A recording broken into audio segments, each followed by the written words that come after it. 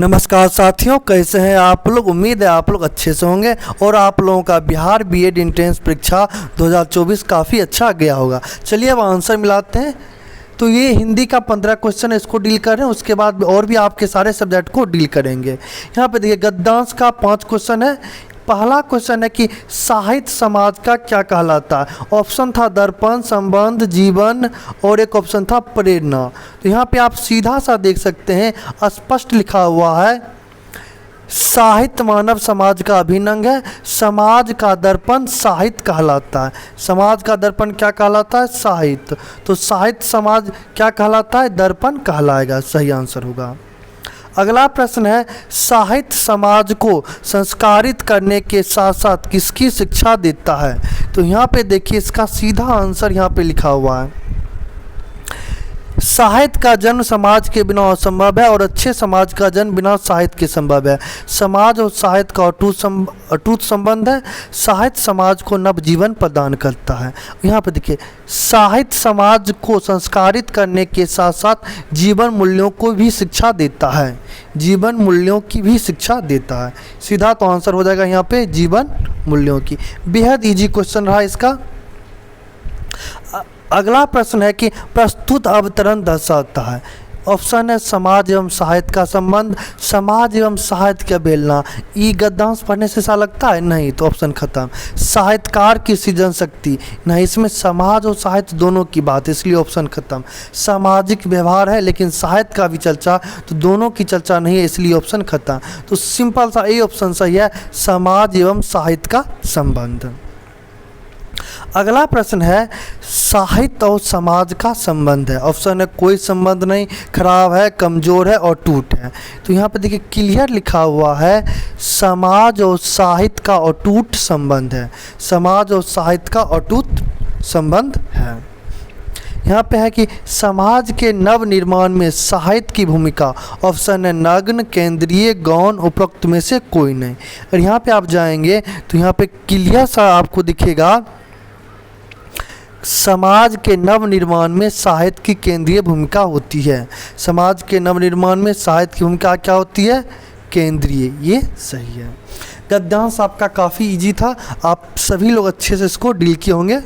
अगला प्रश्न है नमक मिर्च लगाना मुहावरे का अर्थ है। बहुत अच्छा क्वेश्चन है, इजी क्वेश्चन है। ऑप्शन है बड़ा काम करना, बहुत पैसे कमाना, खाने में नमक और मिर्च डालना, डी बढ़ा चढ़ाकर कहना।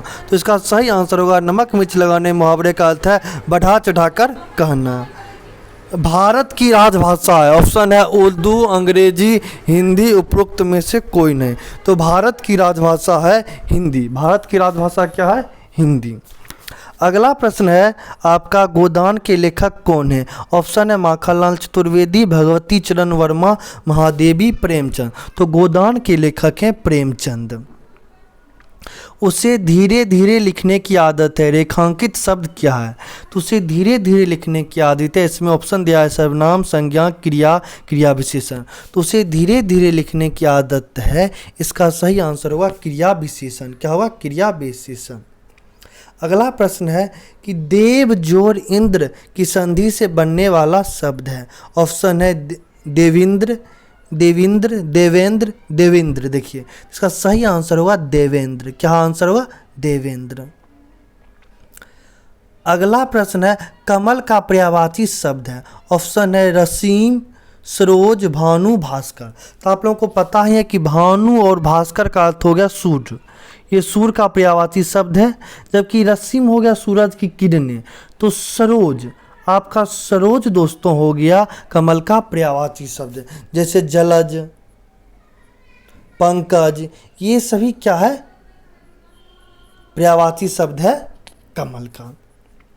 अगला प्रश्न है इनमें से देशज शब्द नहीं। ऑप्शन है डॉक्टर, दातुन, लोटा, कटोरा। कॉमन सेंस का क्वेश्चन था।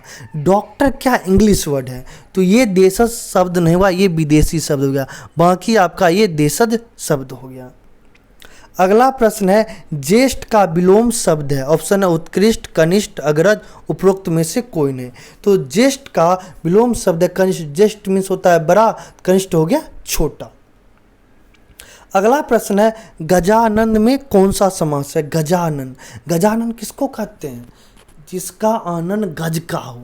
भान गणेश को। तो ये विशेष अर्थ हो गया। विशेष अर्थ में आपको हम बताए थे क्या होगा, बताइए, कर्मधारय होगा? नहीं, एकदम बहुव्रीहि समास होगा।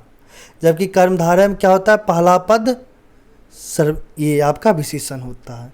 तो गजानन कहा गया है गणेश भवन को, तो इसका ये कौन सा समास होगा, गजानन। आपका गजानन हो जाएगा दोस्तों बहुव्रीहि समास। अगला प्रश्न है, छंद कितने प्रकार के होते हैं? छंद आपको टोटल दोस्तों 4 प्रकार के होते हैं। छंद कितने प्रकार के हो गए? 4 प्रकार के। आप हमारे टेलीग्राम चैनल उपागम एकेडमी को भी ज्वाइन कर सकते हैं, जहां पे आपको जो बिहार बीएड एंट्रेंस का घटिया काउंसलिंग प्रोसेस होता है उससे सावधानी, साथ ही साथ कैसे काउंसलिंग करना है कि आपको सरकारी कॉलेज या मनपसंद कॉलेज मिल जाए, तो उस पर भी चर्चा, आपको सारा इन्फॉर्मेशन सारी सहायता की जाएगी। तो आप हमारे टेलीग्राम ग्रुप उपागम एकेडमी को भी ज्वाइन कर सकते हैं। टेलीग्राम पर जाएं, सर्च करें उपागम एकेडमी। तो आज के लिए इतना ही, तो फिर और भी आपको क्वेश्चन अवेलेबल बना के अवेलेबल कर देते हैं। ठीक।